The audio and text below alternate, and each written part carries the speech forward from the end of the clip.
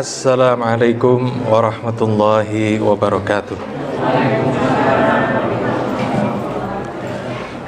Innal hamdalillah nahmaduhu wa nasta'inuhu wa nastaghfiruh wa na'udzu billahi min syururi anfusina wa min sayyiati a'malina. May yahdihillahu fala mudhillalah wa may yudlil fala hadiyalah.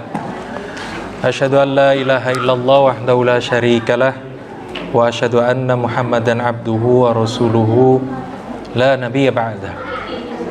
Amma ba'd. Pujian bersyukur kita panjatkan kehadirat Allah Subhanahu wa taala atas sekalian nikmat yang telah Allah karuniakan kepada kita, baik berupa nikmat keimanan dan keislaman, demikian pula nikmat kesehatan dan kesempatan, sehingga alhamdulillah kita dipertemukan kembali di majelis ini yang kita berharap selalu dicurahi oleh rahmat Allah dan dilimpahkan maghfirah kepada yang hadir di majelis ini.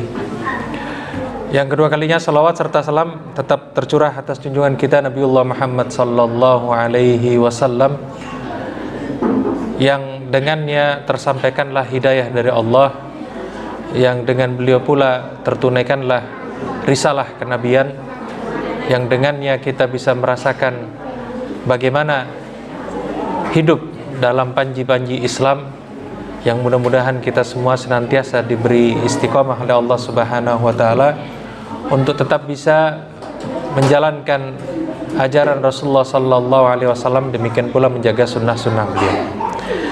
Ma'asyiral muslimin yang dimuliakan oleh Allah, melanjutkan kajian kita tentang sirah nabawiyah, yang pada kesempatan sebelumnya kita mengkaji bagaimana Rasulullah sallallahu alaihi wasallam berdakwah kepada beberapa kabilah yang hadir di Makkah untuk pelaksanaan manasik haji. Demikian pula beberapa individu yang kemudian masuk Islam lalu menyeru ke kabilah masing-masing, baik dengan mudah ataupun dengan tantangan-tantangan tertentu. Pada malam hari ini kita akan lanjutkan kajian kita dengan beberapa individu lain yang didakwai oleh Rasulullah sallallahu alaihi wasallam, kemudian dengan peristiwa besar yang terjadi pada tahun ke-11 kenabian, yaitu Isra Mi'raj. Ma'asyiral muslimin yang dimuliakan oleh Allah, di antara orang yang didakwai oleh Rasulullah sallallahu alaihi wasallam pada tahun ke-11 kenabian itu ada yang bernama Dimat Al-Azadi, seorang lelaki yang berasal dari suku Azad Shanu'ah yang ada di wilayah Yaman. Jadi dia datang jauh-jauh ke Makkah untuk haji, tapi juga punya tujuan lain. Sebab Dimat Al-Azadi ini dikenal sebagai praktisi ahli ruqyah, yang biasa mengobati orang kesurupan, mengobati orang kena penyakit gila di wilayahnya dengan bacaan-bacaan ruqyahnya, yang kemudian ketika dia mendengar ada nama Muhammad sallallahu alaihi wasallam yang kemudian menyampaikan sesuatu yang bisa memecah belah kaumnya, memecah antara suami dengan istrinya, anak dan ayahnya, maka ia beranggapan bahwa Rasulullah SAW itu kesurupan atau ditempeli sesuatu, yang kemudian ketika dalam perjalanan itu dia mendengar bahwa orang-orang Makkah menyebut Rasulullah SAW itu sudah gila, ya, karena dianggap mendengar bisikan-bisikan, padahal itu wahyu dari Allah Subhanahu wa taala melalui perantaran Jibril alaihissalam. Maka kemudian Dimat berangan-angan, seandainya aku bisa mendatangi lelaki ini, barangkali Allah bisa menyembunyikan dia, menyembuhkan dia melalui tanganku, yaitu dengan cara diruqyah tadi. Akhirnya dicarilah Rasulullah SAW itu hingga akhirnya bertemu. Lalu kemudian Dimat memperkenalkan diri, wahai Muhammad, aku biasa meruqyah orang dari penyakit ini, yaitu penyakit kesurupan, penyakit gila, karena dia mendengar Rasulullah itu menerima bisikan-bisikan itu. Apakah engkau menginginkannya? Artinya menginginkan untuk diruqyah supaya sembuh dari bisikan-bisikan itu. Maka Rasulullah SAW merespon dengan menjawab dengan khutbahnya.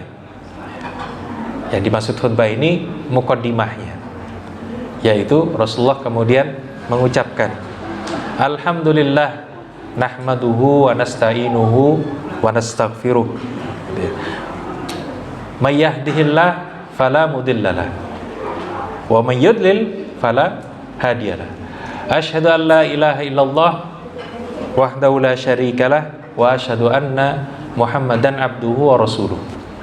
Ucapan muqaddimah khutbah ini sesuatu yang asing bagi Dimat Al-Azadi. Karena itu kemudian dia meminta, coba apa tadi yang kamu ucapkan, ulangi lagi. Nah, itu diulangi lagi. Alhamdulillah nahmaduhu wa nasta'inu wa na'udzu billahi min syururi anfusina, dan seterusnya. Lalu kemudian asyhadu an la ilaha illallah wa asyhadu anna Muhammadan abduhu wa rasuluh. Masih penasaran? Ulang lagi. Diulang lagi oleh Rasulullah sampai 3 kali. Ketika sudah 3 kali begitu, baru kemudian Dimat berkomentar, aku telah mendengar ucapan para dukun, ucapan para penyair, dan juga ucapan para penyihir, namun aku belum pernah mendengar perkataan yang seperti ini. Sebab apa? Isinya pujian-pujian kepada Allah Subhanahu wa taala, lalu tauhid, mengesahkan Allah Subhanahu wa taala, melepaskan diri dari penyembahan-penyembahan berhala. Karena itu kemudian dia menyampaikan, demi Allah, kata-kata ini telah mencapai kedalaman samudra. Saking dalamnya makna yang dibawa oleh muqaddimah khutbahnya Rasulullah tadi. Maka Dimat lalu spontan mengatakan, ulurkan tanganmu, aku akan berbaiat kepadamu. Lalu dia menyatakan masuk Islam di hadapan Rasulullah SAW. Jadi hidayah memang sesuatu yang tidak diduga-duga. Ada orang yang berasa mau menyembuhkan Rasulullah, ternyata justru dia yang disembuhkan oleh Rasulullah dari kesyirikannya tadi.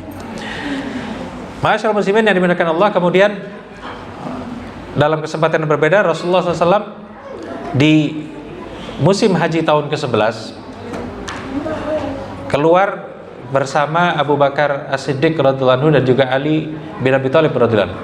Bertiga mereka keliling menemui kabilah-kabilah yang datang ke Makkah untuk haji tadi, dan sengaja memang kelilingnya malam hari supaya tidak dihalang-halangi oleh Quraisy penduduk Makkah itu. Yang kemudian mereka melewati perkampungan ataupun perkemahan Bani Dhuhl dan juga Syaiban, lalu didakwahi, yang kemudian terjadi tanya jawab. Hanya saja mereka kemudian meskipun sudah menjanjikan ingin masuk Islam, tetapi masih menahan diri, sebab mereka bagaimanapun juga melihat situasi politik dulu. Kalau memang Quraisy betul-betul kemudian dekat dengan Islam, mereka siap untuk masuk Islam. Gitu. Tapi kalau belum, ya wait and see, tunggu dulu. Nah, di antara kemudian yang menarik dari kunjungan Rasulullah SAW itu, ketika sampai di wilayah Mina, disebut ada wilayah yang namanya Aqabah. Aqabah ini jalan naik menuju bukit, ya. Yang kemudian di situ ada 6 orang dalam kondisi gelap-gelap malam seperti itu. Ada 6 orang dari Yathrib, dari Madinah, ya, yang sedang ngobrol-ngobrol, berbincang-bincang. Lalu kemudian didatangi oleh Rasulullah SAW. Nah, 6 orang ini semuanya dari suku Khazraj, yang pada kesempatan yang lalu kita sebutkan bahwa Khazraj dan Aus itu sedang memobilisasi kemampuan ataupun kekuatannya hendak melakukan perang lagi. Karena itu kemudian ketika mereka di tahun haji itu, mereka mengunjungi orang-orang Quraisy dan seterusnya, barangkali ada yang mau membantu menjadi aliansi atau sekutu mereka. Nah, di antara 6 orang ini ada yang bernama kemudian As'ad ibnu Zurarah, Auf ibnu Al-Haris, Rafi ibnu Malik, Qutbah ibnu Amir, begitu juga Jabir ibnu Abdullah, yang kemudian nanti masuk Islam semua. Ya, barangkali kita kenal nama Jabir ibnu Abdullah radhiyallahu anhu, sahabat Jabir. Nah, ini termasuk dari 6 orang ini. Ya. Rasulullah kemudian mendatangi mereka. Nah, sebelumnya 6 orang ini, bahkan seluruh Aus dan Khazraj yang ada di Madinah itu biasa mendengar bualan ucapan sombongnya orang-orang Yahudi Yasrib, orang-orang Yahudi Madinah. Apa yang mereka sombongkan? Mereka menyampaikan, ini sudah waktunya Nabi terakhir diutus oleh Allah Subhanahu wa Ta'ala. Kalau dia turun, kalau dia sudah diutus oleh Allah, kami akan mengikuti dia, kami akan perangi kalian semua, kami akan musnahkan seperti Allah musnahkan kaum Ad dan kaum Iram. Nah, itu disampaikan berkali-kali oleh orang-orang Yahudi di Madinah, sehingga orang Aus dan Khazraj, orang Arab asli Madinah itu sudah biasa mendengarkan celotehan orang-orang Yahudi ini tentang Nabi terakhir. Nah, ternyata justru kemudian Nabi itu munculnya di Makkah, tidak di Madinah. Sehingga 6 orang ini ketika kemudian bertemu dengan Rasulullah, Rasulullah bertanya, siapa kalian ini? Kami dari Khazraj. Lalu kemudian oleh Rasulullah ditanya, apakah kalian sekutunya Yahudi? Sebab Aus dan Khazraj itu memang bermusuhan, meskipun dari kabilah yang sama tapi kemudian bermusuhan. Yang Aus kemudian punya aliansi dari Yahudi tertentu, yang Khazraj punya aliansi Yahudi tertentu pula yang berbeda. Nah, itu. Sehingga secara politik ada Yahudi yang pro Aus, ada Yahudi yang pro Khazraj. Nah, sementara 6 orang ini dari kelompok Khazraj. Yang kemudian ketika ditanya, apakah kalian sekutunya Yahudi? Iya. Ya. Lalu Rasulullah bertanya, maukah kalian duduk agar aku bisa berbicara dengan kalian? Ya. Mereka mengizinkan.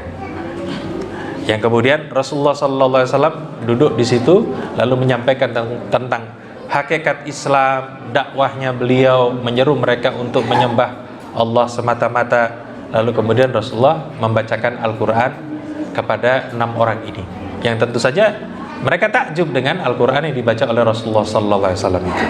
Sehingga kemudian mereka menyimpulkan, ini siapa?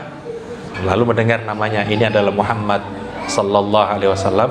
Lalu kemudian salah seorang dari 6 orang ini menyatakan, wallahi, demi Allah, ini adalah Nabi yang dijanjikan oleh orang-orang Yahudi kepada kalian dulu itu, ketika di Yasrib itu. Jadi bagaimana? Nah, sekarang kita sudah ketemu, Nabi ini mendahului orang-orang Yahudi. Jangan sampai kalian ketinggalan. Nah, itu. Jangan sampai kalian kemudian didahului oleh mereka. Akhirnya apa? Mereka kemudian menerima, 6 orang ini menerima dakwah Rasulullah SAW, bersyahadat masuk Islam. Artinya apa? Daripada orang Yahudi mendahului kita, kita dahului mereka. Kita mendahului mereka mengikuti Rasul terakhir. Nah, itu. Akhirnya 6 orang ini masuk Islam.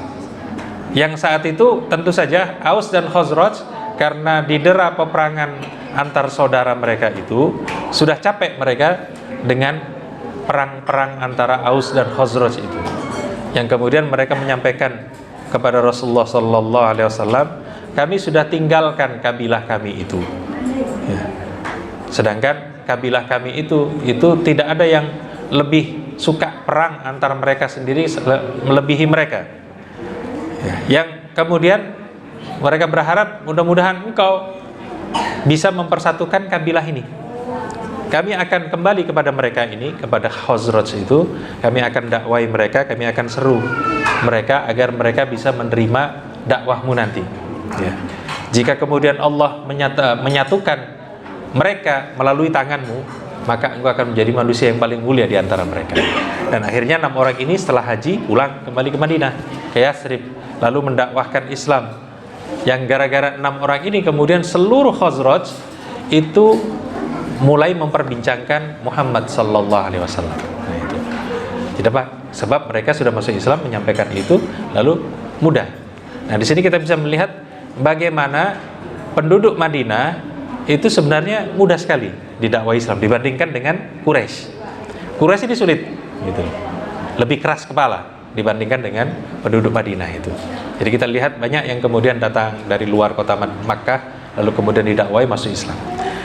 Ma'asyiral muslimin yang dimuliakan Allah, ya, di tahun ke-11 itu pula ada riwayat yang kemudian menyebutkan tentang pernikahan Rasulullah sallallahu alaihi wasallam dengan Aisyah radhiyallahu anha, yang memang disebutkan dalam kitab Sahih Bukhari, ya, bahwa Aisyah itu dinikahkan oleh Abu Bakar As-Siddiq secara akad umur 6 tahun ya, yang kemudian baru berumah tangga ketika sudah hijrah atau sebelum hijrah ya, baru kemudian berumah tangga dengan Rasulullah sekitar umur 9 tahun ya.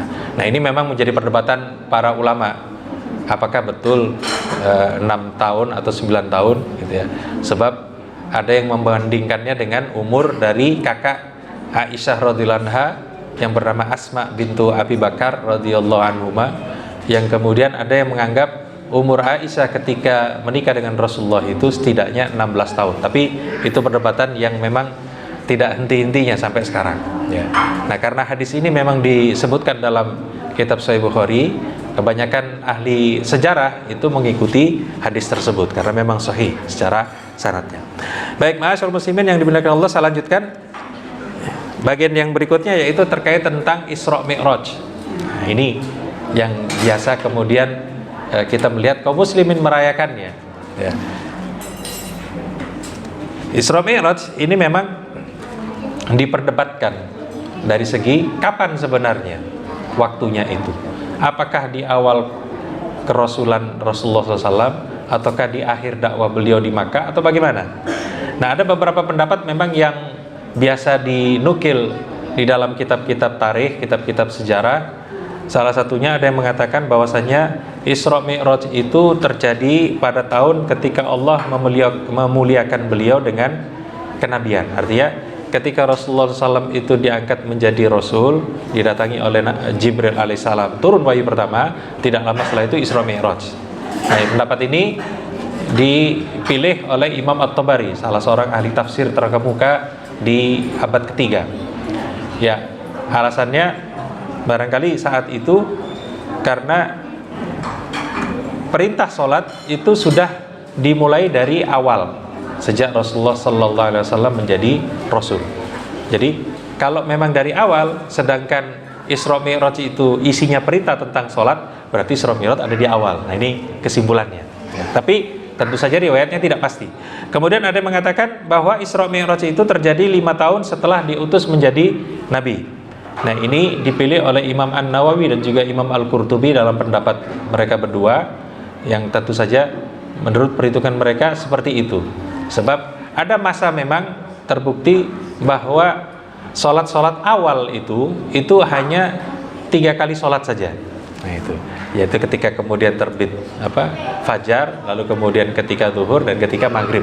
Tidak ada yang kemudian asar ataupun sholat isya di awal-awalnya. Tapi ini kemudian tentu saja berkembang sholat tersebut.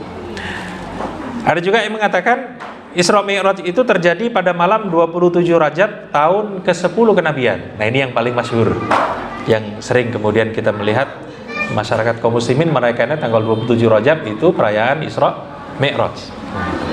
Tetapi ini ada masalah juga. Sebab apa?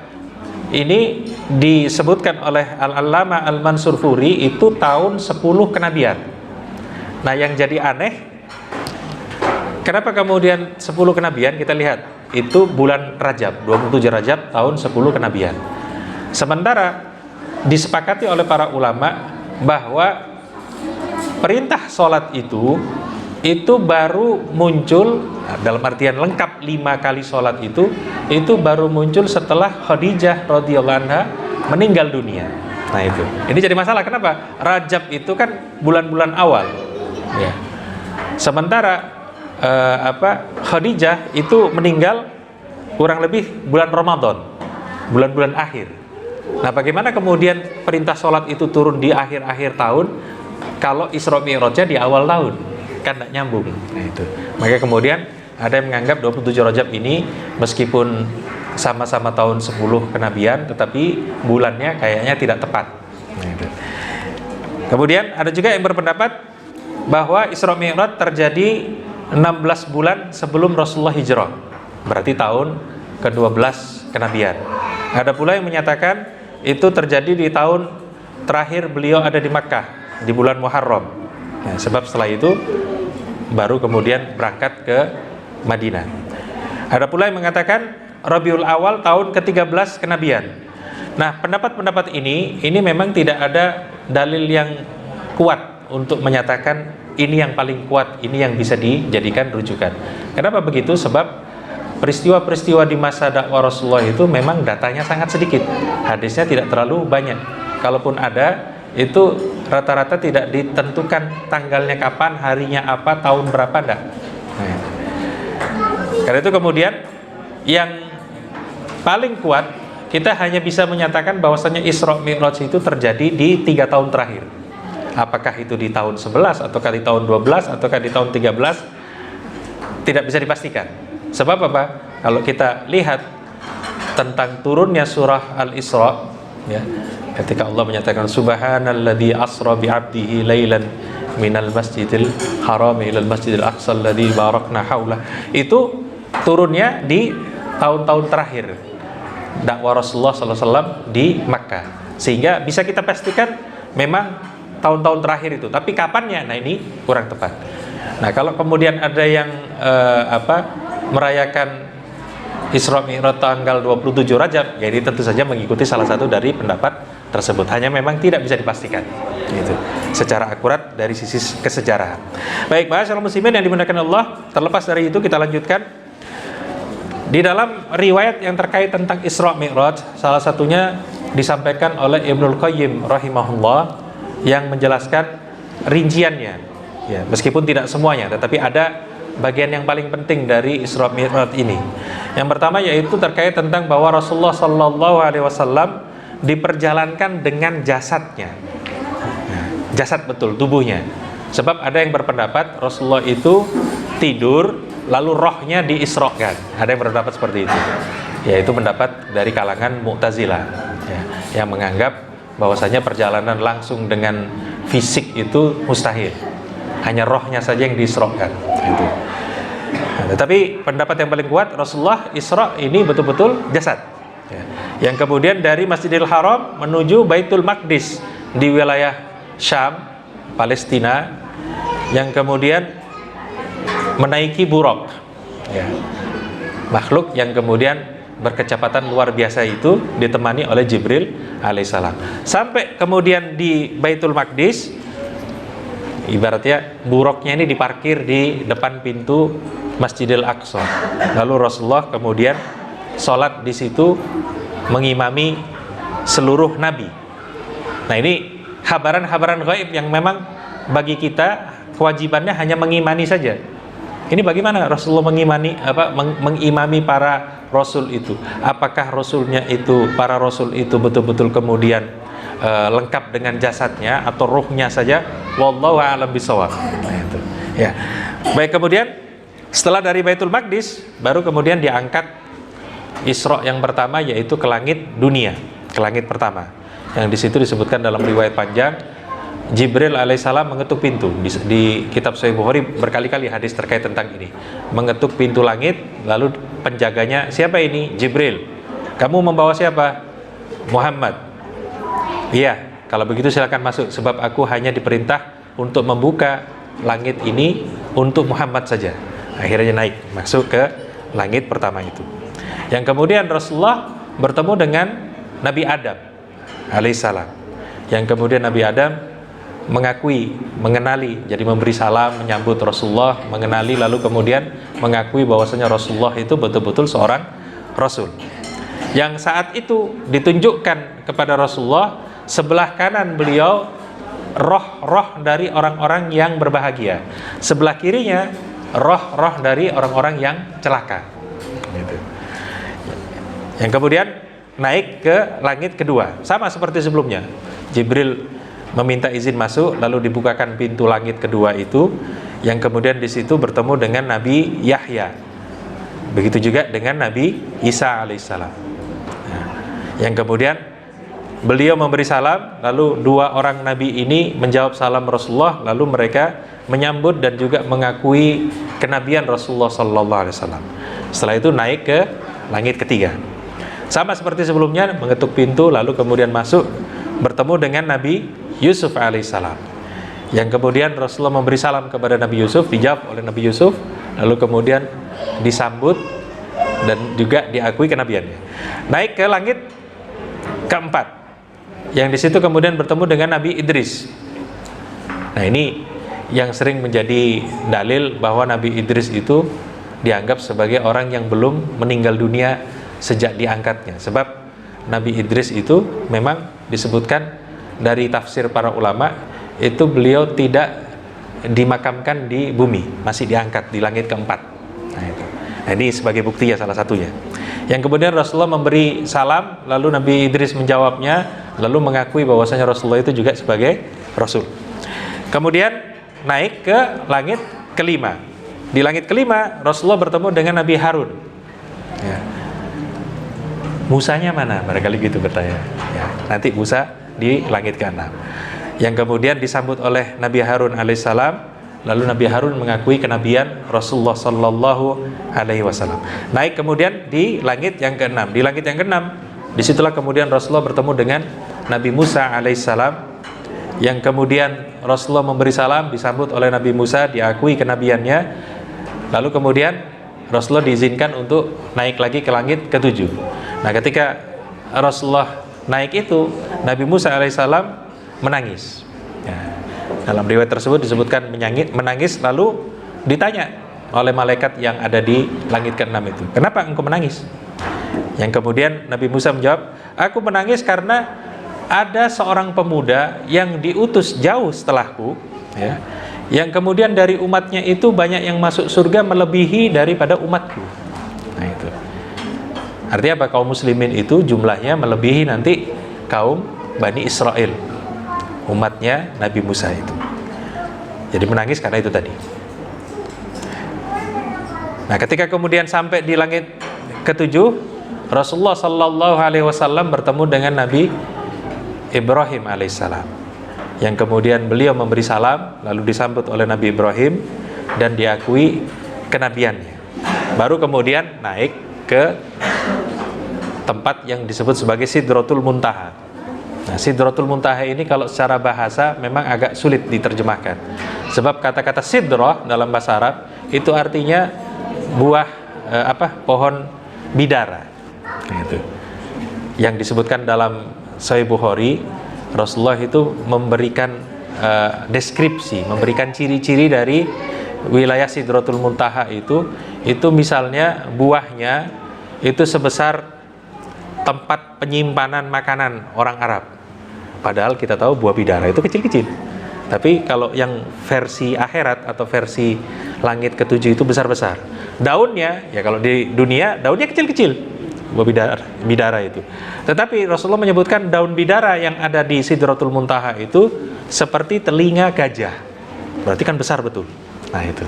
Makanya kemudian kalau kita hubungkan Sidratul Muntaha itu dengan hadis-hadis yang lain, bahwasannya akhirat itu atau Jannatu Adnin, surga Aden itu orang yang masuk ke dalam bayangannya, bayangan dari Sidratul Muntaha itu atau surga Aden itu berjalan berapa ratus tahun belum bisa keluar dari itu. Kenapa? Ya kita lihat daunnya saja sebesar itu. Nah, itu. Sehingga kita bisa melihat bagaimana alam akhirat itu luar biasa besarnya. Itu pun hanya sedikit yang bisa digambarkan oleh Rasulullah sallallahu alaihi wasallam. Yang kemudian Rasulullah diangkat ke Sidratul Muntaha itu, lalu diperlihatkan kepadanya Al-Baitul Ma'mur. Ya.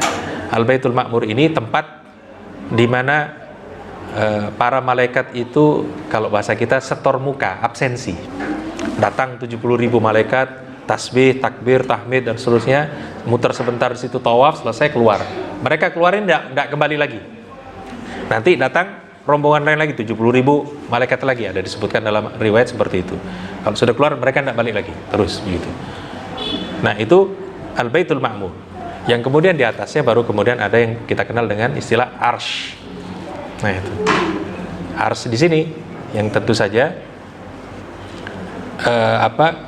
sebagai simbol ya, kekuasaan Allah Subhanahu wa taala. Baik, saya lanjutkan.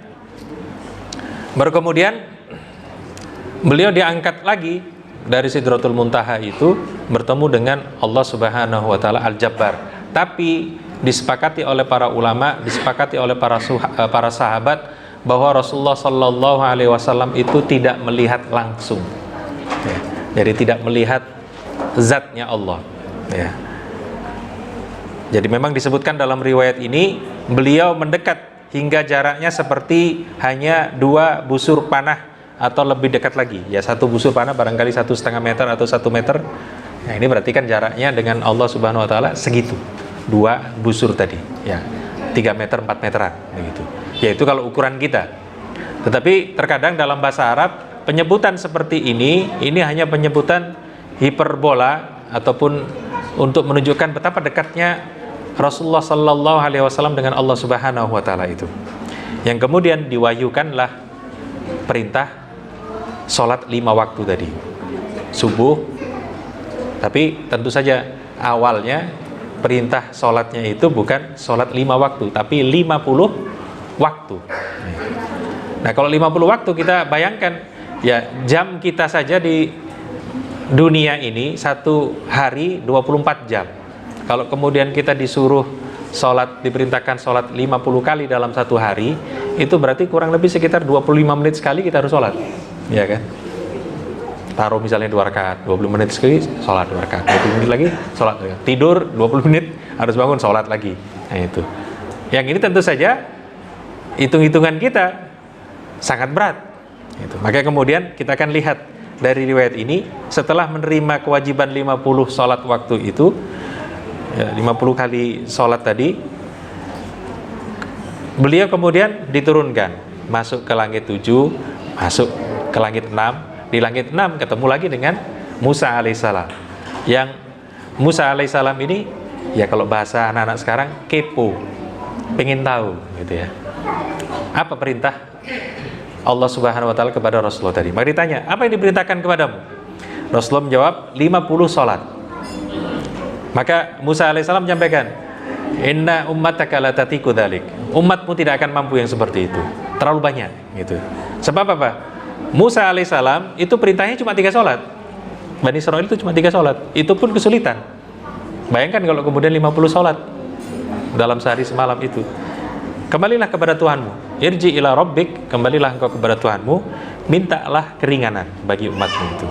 Maka kemudian Rasulullah SAW diantar malaikat Jibril balik lagi ke langit ke-7, balik lagi ke Sidratul Muntaha, terus bertemu dengan Allah Subhanahu wa taala, ya, yang kemudian dikurangi sedikit demi sedikit. Ada yang pertama itu dikurangi 10 sholat, turun lagi ketemu dengan Musa alaihissalam, berapa? 40, naik lagi balik, nggak kuat umatmu itu, sampai kemudian diturunkan menjadi 30, diturunkan menjadi 20, 10, sampai kemudian menjadi cuma 5 kali sholat selama 1 hari 1 malam. Nah, ketika sudah 5 kali sholat itu, ketemu lagi dengan Nabi Musa alaihissalam, ya, berapa? 5, kamu balik lagi, ya. Sebab apa? Pengalamannya Nabi Musa, umat beliau cuma 3 sholat, itu pun berat gitu. Balik lagi, minta keringanan. Tapi Rasulullah kemudian menjawabkan, astahyi min Rabbi, aku malu kepada Tuhanku bolak-balik. Ini sudah 5 pun masa minta diskon lagi. Nah itu. Akhirnya kemudian beliau menyatakan, raditu ardo wa aslam, aku ridho dan aku sudah menerima. Nah, ketika sudah seperti itu, baru kemudian dari jarak jauh terdengar suara tidak terlihat siapa yang berbicara, yang kemudian isinya kurang lebih yaitu firman Allah Subhanahu wa taala, aku telah menetapkan kewajibanku dan aku telah meringankan bagi hamba-hambaku. Artinya Allah Subhanahu wa taala memutuskan dan juga meringankan, yang merupakan kebanggaan bagi Allah Subhanahu wa taala itu. Nah, inilah kisah bagaimana kemudian kaum muslimin itu mendapat perintah 5 kali sholat dalam 1 hari 1 malam. Ma'asyiral muslimin yang dimuliakan Allah, baik, saya lanjutkan. Di saat Isra Mi'raj itu tidak hanya kemudian hanya menerima perintah sholat saja, tapi Rasulullah SAW itu juga mengalami pengalaman spiritual, melihat hal-hal gaib, ya. Yang pertama yaitu pembelahan dada Rasulullah SAW untuk kali kedua. Sebab apa? Rasulullah itu juga pernah mengalami pembelahan dada ketika masih umur 4 tahun, ya. Dibersihkan hatinya lagi. Nah, setelah dibersihkan lagi oleh malaikat itu, kemudian diberi pilihan, ini ada khamar, ini ada susu. Ada disebutkan dalam kitab Sahih Bukhari itu.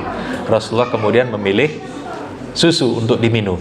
Yang kemudian dikomentari oleh para malaikat, hudital fitrah, engkau sudah diberi petunjuk oleh Allah untuk mengikuti fitrah. Ya. Au asabtal fitrah, atau engkau telah menepati fitrah manusia itu, memilih susu, tidak memilih khamr. Amma innaka law akhadtal khamra ghawat ummatuka. Adapun engkau kalau seandainya tadi memilih khamr, pasti umatmu itu tersesat. Nah, itu. Tapi Rasulullah dapat hidayah, yaitu mengikuti fitrah beliau sebagai manusia normal yang kemudian lebih memilih susu daripada memilih khamr. Ya. Kemudian kejadian yang lain, Rasulullah diperlihatkan ada 4 sungai di surga itu. Ada Al-Dhahirani, 2 sungai yang nampak, kemudian Al-Batinani, 2 sungai yang tidak nampak, tersembunyi. Adapun 2 sungai yang nampak, yaitu sungai Nil dan sungai Efrat. Nah, ini tentu saja bentuknya simbolik. Sebab apa? Kita tidak bisa kemudian membayangkan di langit ke-5, ke-6 atau ke-7 atau Sidratul Muntaha tiba-tiba di situ ada sungai Nil dan sungai Efrat yang masih ada di bumi juga. Nah, itu. Maka kemudian para ulama menyampaikan ini adalah simbol bahwa risalah Rasulullah Sallallahu Alaihi Wasallam nanti itu akan berkembang sampai di wilayah sungai Efrat dan juga sungai Nil. Apa buktinya? Sungai Efrat itu ada Irak dan Iran, Muslim semua, kan begitu. Ditaklukkan oleh sahabat Rasulullah dalam perang Qadisiyah, dalam penaklukan Persia, sehingga mereka kemudian masuk Islam, ya. Yang kita lihat juga jejak-jejaknya banyak. Kemudian Sungai Nil kita lihat Mesir, di mana sekarang Mesir pun negara Islam, penduduknya mayoritas kaum muslimin. Nah, itu. Nah, ini yang ditampilkan. Dan tidak bisa dimaknai bahwasanya Sungai Efrat dan Sungai Nil sekarang itu sumbernya berasal dari Sidratul Muntaha. Nah, ya, tidak bisa difahami seperti itu. Nah, ini dijelaskan para ulama seperti itu. Jadi hanya sekedar simbol bahwasanya nanti agama Islam ini menyebar sampai ke wilayah-wilayah yang jauh dari kota Makkah tadi. Kemudian yang lain, beliau juga melihat malaikat Malik alaihissalam, malaikat penjaga jahanam, yang disebutkan dalam riwayat ini Malik alaihissalam itu malaikat yang tidak tertawa, cemberut, ya memang menjaga jahanam begitu ya. Tidak tampak rona kegembiraan ataupun keramahan pada wajahnya, yang tentu saja ini sudah pas sesuai dengan apa yang dijaga. Sama seperti kita kalau kemudian ke penjara, sipir penjara itu kereng-kereng Pak, masa ada yang kemudian monggo, keras ya. Kalau sipir penjaranya lembut ataupun halus, tentu nyaman penjara itu. Nah, di sini kita bisa melihat bagaimana kemudian Allah menciptakan sesuai kehendaknya. Ada yang kemudian diciptakan malaikat yang kemudian ramah, malaikat Ridwan penjaga surga. Ada yang kemudian malaikat yang tidak ada senyumnya sama sekali seperti ini. Ya. Kemudian beliau ditunjukkan juga tentang surga dan neraka. Nah, yang menarik di sini tentang nerakanya. Jadi kemudian Rasulullah SAW diperlihatkan tentang nasib dari manusia-manusia yang suka memakan harta anak yatim dengan cara zalim. Yang kemudian disebutkan oleh Rasulullah itu mereka memiliki bibir seperti bibir onta, doer begitu bibirnya. Ya. Terus kemudian diberi makanan berupa batu-batu yang kemudian dirubah menjadi api, dilemparkan ke mulut, keluar langsung dari duburnya, hancur. Kemudian beliau juga diperlihatkan tentang orang yang suka makan riba, rentenir, lintah darat, yang kemudian perut-perutnya sangat besar, saking besarnya tidak bisa bergerak, yang kemudian ketika para malaikat menggiring pengikut Fir'aun itu, orang-orang ini diinjak-injak oleh pengikut-pengikut tersebut. Para pemakan riba itu diinjak-injak oleh pengikut Fir'aun tadi, untuk menunjukkan bagaimana nasib mereka itu. Kemudian yang ketiga, beliau juga melihat para pezina yang di depannya diberi pilihan. Ini ada daging yang baik, banyak lemaknya, enak. Kemudian ada daging yang kita katakan cungkring, kurus, busuk, tapi mereka justru memilih daging yang buruk tadi. Ini simbol dari apa yang dilakukan oleh para pezina itu. Diberi jalan yang halal, ini menikah halal, ya kan, sah, tapi justru memilih berzina. Nah, itu yang kita katakan daging-daging busuk itu. Kemudian beliau juga ditunjukkan tentang wanita-wanita yang memasukkan ke dalam nasab suaminya anak-anak yang bukan anaknya. Maksudnya apa? Ini ditunjukkan, mohon maaf, wanita-wanita yang selingkuh sampai kemudian hamil dari selingkuhannya, sehingga kemudian ketika terlahir ini dianggap sebagai anak suaminya padahal benihnya dari orang lain. Nah itu yang kemudian oleh Rasulullah disampaikan, wanita-wanita ini diikat tepat pada payudaranya. Jadi tentu saja gambaran-gambaran azab itu. Tapi kalau jenengan bertanya, apakah berarti neraka itu sudah aktif, sudah ada yang masuk di situ? Belum. Ini cuma diperlihatkan saja. Dalam artian ini nanti masa depan. Loh, bagaimana dengan itu? Waktunya ini. Nah, ini yang perlu kita pahami, bahwa Allah Subhanahu wa taala itu tidak terikat dengan waktu, sehingga kemudian tidak bisa dikatakan bahwasanya yang dilihat oleh Rasulullah sallallahu alaihi wasallam itu neraka masa sekarang. Nah, sebab apa? Ini belum hisab. Kiamat saja belum, dibangkitkan belum. Bagaimana kemudian di dalam neraka itu sudah ada penghuninya? Tidak. Ini cuma masa depan. Nah, bagi Allah Subhanahu wa taala mendatangkan masa depan ke hadapan Rasulullah itu sangat mudah sekali. Nah, itu. Supaya kita tidak beranggapan bahwasanya neraka itu sudah ada isinya, surga itu pun juga sudah ada isinya, Bilal sudah ada di situ. Enggak, belum ada hisab. Nah itu. Tapi Rasulullah ditunjukkan itu, yang kemudian ini pengaruhnya luar biasa. Sebab apa? Rasulullah setelah Isra Mi'raj itu keyakinannya tidak hanya ilmul yakin, meningkat menjadi apa? Ainul yakin. Orang yang melihat langsung itu keyakinannya berbeda dengan orang yang hanya mendengar atau cuma membaca dari buku. Kita membaca Al-Quran, di situ disebutkan surga dan neraka, kita beriman. Tapi keimanan kita tidak bisa seperti keimanan Rasulullah yang melihat langsung. Nah, ini berbeda. Karena itulah kemudian setelah Isra Mi'raj ini, Rasulullah itu tidak ada unsur ragu-ragunya lagi. Sama sekali tidak takut dengan manusia manapun. Sama sekali kemudian tidak merasa sedih, tidak merasa kemudian kecut kalau kemudian dikepung oleh orang-orang kafir Quraisy di masa Madinah itu. Sama sekali tidak ada begitu. Kenapa? Karena sudah melihat, yakin. Nah itu. Yakin bagaimana nanti beliau akan menang, yakin bagaimana akan dibalas dan seterusnya itu. Nah ini yang membedakan, titik baliknya. Ya. Ma'asyiral muslimin yang dimuliakan Allah. Kemudian saya lanjutkan. Ketika dalam perjalanan Isra itu juga diperlihatkan bagaimana dalam perjalanan tersebut Rasulullah melihat kafilah-kafilah Quraisy yang berangkat ke Syam atau kembali dari Syam, yang kemudian beliau menunjukkan. Jadi ini kisah berikutnya, ketika selesai dari Isra Mi'raj itu beliau kan mendatangi orang-orang Quraisy lalu menyampaikan, aku sudah diperjalankan dari Masjidil Haram ke Masjidil Aqsa, lalu naik sampai ke Sidratul Muntaha, yang tentu saja orang-orang Quraisy tidak percaya. Ya kan? Mana bisa Anda berangkat satu malam, yang jarak Makkah ke Syam itu ditempuh 1 bulan, kok tiba-tiba Anda bisa pulang dalam 1 malam, apalagi mengatakan Anda sampai naik ke langit ke-7 dalam 1 malam. Tetapi kemudian Rasulullah sampaikan, kamu tanya, kabilah kalian sedang lewat di daerah ini, mereka berkemah di situ malam-malam, ontanya kabur ke arah ini, diterangkan oleh Rasulullah. Kalau nggak percaya, tunggu sampai mereka datang. Ketika kafilah itu datang, ditanya, betul kalian pernah bermalam di sini, onta kalian kabur? Iya betul. Kok tahu? Muhammad yang menyampaikan. Nah itu. Nah di sini berarti menjadi bukti akan kebenaran kisah Isra Mi'raj itu. Baik, saya jeda terlebih dahulu.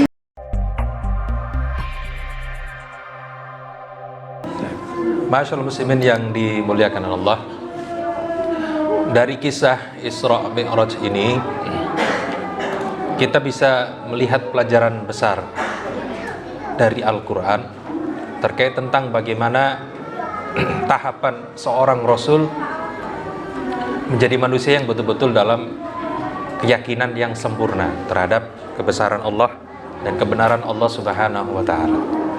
Kita bisa melihat dalam surah Al-Isra yang memotret Isra Mi'raj ini, Allah Subhanahu wa ta'ala memfirmankan, Subhanalladzi asra bi'abdihi lailan minal masjidil haram ilal masjidil aqsa alladzi barakna haulahu linuriyahu min ayatina innahu was-sami'ul basir. Maha suci Allah yang telah memperjalankan hambanya pada satu malam dari Al-Masjidil Haram ke Al-Masjidil Aqsa yang telah kami berkahi sekelilingnya, agar kami perlihatkan kepadanya sebagian dari tanda-tanda kebesaran kami. Sesungguhnya Dia adalah Maha mendengar lagi Maha mengetahui. Yang inti dari Isra Mi'raj ini, yang paling utama bukan masalah perintah sholatnya, tapi justru adalah memperlihatkan kepada Rasul sebagian tanda-tanda kebesaran Allah Subhanahu wa Ta'ala. Sebab kalau hanya yang di dunia, yang dilihat tiap hari, tidak merasa itu kebesaran Allah. Tapi ketika ditunjukkan langit pertama, kedua, ketiga sampai ketujuh, ditunjukkan surga dan neraka, ditunjukkan ini dan itu, nah di situ baru kemudian seorang Rasul yang terima wahyu itu akan menjadi manusia yang betul-betul yakin. Karena itu kemudian kita akan jumpa di ayat yang berbeda terkait tentang Ibrahim alaihissalam. Allah berfirman, wa kadzalika nuri Ibrahim malakutas samawati wal ard. Dan demikian pula kami tampakkan kepada Ibrahim tanda-tanda keagungan kami di langit dan di bumi. Waliyakuna minal mukinin, yang tujuannya agar dia termasuk orang-orang yang yakin. Nah itu. Jadi ini memang sunnatullah untuk para rasul. Para rasul itu dibuat oleh Allah Subhanahu wa Ta'ala untuk menjadi manusia paling yakin di hadapan umatnya, sehingga dicaci, dimaki, diperangi, dimusuhi, tidak akan pernah mundur sama sekali. Nah, itu. Kemudian dalam surah Taha Allah berfirman, linuriyaka min ayatinal kubra, untuk kami perlihatkan kepadamu sebagian dari tanda-tanda kekuasaan kami yang sangat besar itu. Jadi ketika diperlihatkan kekuasaan Allah, adanya langit, adanya surga dan neraka ini, maka para rasul itu akhirnya mampu melaksanakan beban risalah jauh melebihi manusia-manusia biasa. Nah, itu. Kita dai mubaligh, menyampaikan kebenaran, menyampaikan Al-Quran dan Sunnah, terbatas kepada keyakinan ilmiah saja, tidak bisa melebihi keyakinan para rasul. Ya. Tetapi tentu saja kita memang melakukan ittiba, dan kita memang dibatasi sampai itu oleh Allah Subhanahu wa Ta'ala. Ya. Dan ini tentu saja ada hikmah tertentu, sehingga panutan itu cukup Rasulullah Sallallahu Alaihi Wasallam. Baik. Kemudian sebagai hikmah yang bisa kita ambil dari kisah Isra Mi'raj ini, kita bisa melihat dalam surah Al-Isra itu di ayat pertama diberitakan tentang Rasulullah yang Isra Mi'raj. Tapi ayat-ayat berikutnya itu diberitakan tentang Bani Israel yang selalu membuat kerusakan. Nah ini seperti isyarat dari Allah Subhanahu wa Ta'ala bahwa nanti akan terjadi perpindahan kekuasaan kenabian yang dulunya didominasi oleh nabi-nabi, rasul-rasul dari Bani Israel selama berabad-abad, dari mulai masa Nabi Ishak, Yakub, Yusuf dan seterusnya, Musa, Sulaiman, Daud sampai Nabi Isa. Setelah itu berpindah ke keturunan dari Bani Ismail alaihissalam, yaitu Rasulullah SAW. Nah ini isyaratnya ada di situ. Kenapa kemudian dipindahkan oleh Allah? Karena Bani Israel mengalami kerusakan mental yang luar biasa. Kemudian yang kedua hikmahnya, bahwa perpindahan kepemimpinan itu mempunyai corak yang berbeda antara kepemimpinan di masa Bani Israel, di mana para nabi dan rasul itu kebanyakan muncul dari Bani Israel. Coraknya berbeda dengan yang disampaikan oleh Rasulullah Sallallahu Alaihi Wasallam. Syariatnya berbeda, terus kemudian gayanya berbeda. Sebab kita bisa melihat Bani Israel itu kelompok yang memang keras kepala. Ada rasul atau tidak ada rasul, keras kepala mereka, sulit didakwai. Kaum muslimin tidak. Kita lihat bagaimana sahabat-sahabat dari Madinah didakwai Rasulullah sebentar masuk Islam. Nah itu, ini perbedaannya. Sehingga kemudian kita bisa melihat kenapa Islam itu disebut sebagai agama atau umatnya itu ummatan wasaton, umat yang ada di tengah-tengah. Tidak ekstrim kasar seperti orang-orang Yahudi, tidak halus juga seperti umatnya Nabi Isa. Nasrani itu kan halus, terlalu halus, cinta kasih kan begitu. Sementara kalau yang Yahudi keras. Kaum muslimin ada di tengah, tidak keras seperti ini, tidak juga terlalu lembut seperti Nasrani. Nah itu ummatan wasaton itu. Kita seimbang. Maka kemudian menjadi agama yang paling layak untuk menutup seluruh risalah kenabian itu. Baik, ma'asyiral muslimin yang dimuliakan oleh Allah, barangkali itu yang dapat kita ambil pelajarannya dari kisah Isra Mi'raj Rasulullah Sallallahu Alaihi Wasallam, yang bagi kita ibrahnya adalah agar kita selalu menjaga keyakinan kita. Nah itu. Ya, Rasulullah SAW memang dijaga oleh Allah Subhanahu wa taala, diberi kesempatan untuk melihat kebesaran Allah. Tetapi kita memang tidak seperti itu. Coba bukan berarti kemudian kita harus kehilangan keimanan kita, tidak. Kita tetap menjaga, memupuk keimanan kita dengan tawakal kita, dengan kemudian ibadah-ibadah kita, dengan saling nasihat menasihati kita. Yang mudah-mudahan kita akan terjaga, tetap menjadi umat yang terbaik, umat yang paling banyak yang kemudian nanti dibanggakan oleh Rasulullah SAW. Baik, barangkali itu aku qouli hadza wa astaghfirullah li wa lakum. Saya persilakan, barangkali mungkin ada yang tidak ditanyakan, monggo.